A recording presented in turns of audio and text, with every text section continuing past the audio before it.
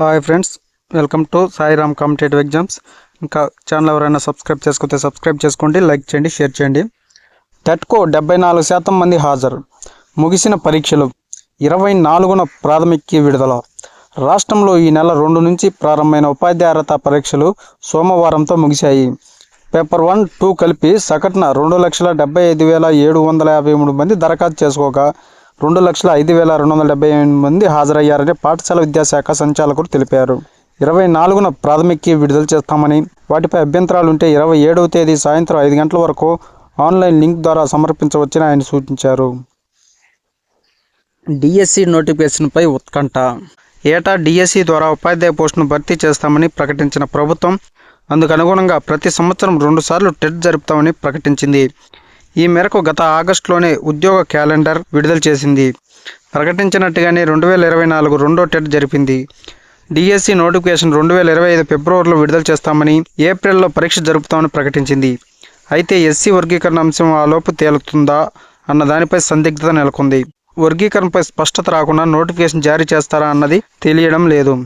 విద్యాశాఖ వర్గాలు మాత్రం ఆ విషయం తేలే వరకు ఉద్యోగ ప్రకటనలు జారీ చేయడం కష్టమేనన్న అభిప్రాయాలు వ్యక్తం చేస్తున్నాయి. ప్రభుత్వం వచ్చే డిఎస్సిలో సుమారు 6,000 పోస్టులు భర్తీ చేస్తామని పలుమార్లు ప్రకటించింది. జూనియర్ లైన్మెన్ ఖాళీ పోస్టులను ఆ అభ్యర్థులతో భర్తీ చేయండి హైకోర్టు.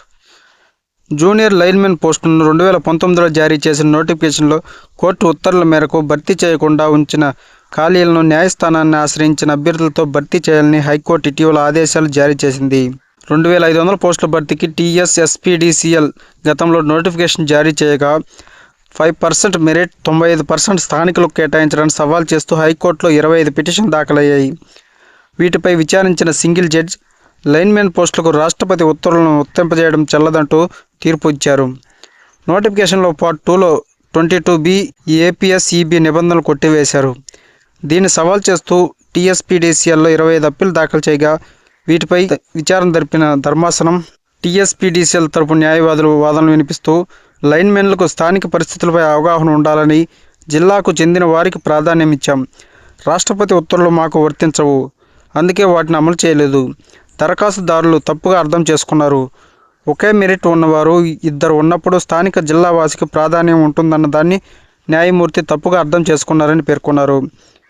ప్రతివాదులైన దరఖాస్తుదారుల తరపు న్యాయవాదులు వాదన వినిపిస్తూ రిజర్వేషన్ల ద్వారా పక్క జిల్లా వారికి కూడా అవకాశం లేకుండా పోయిందని, సింగిల్ జడ్జి తీర్పు సరైందేనన్నారు. పిటిషన్లు దాఖలు చేసిన సమయంలో కోర్టుకు వచ్చిన వారి సంఖ్యను అనుగుణంగా ఖాళీలు ఉంచాలని సింగిల్ జడ్జి మధ్యంతర ఉత్తర్వులు జారీ చేశామన్నారు.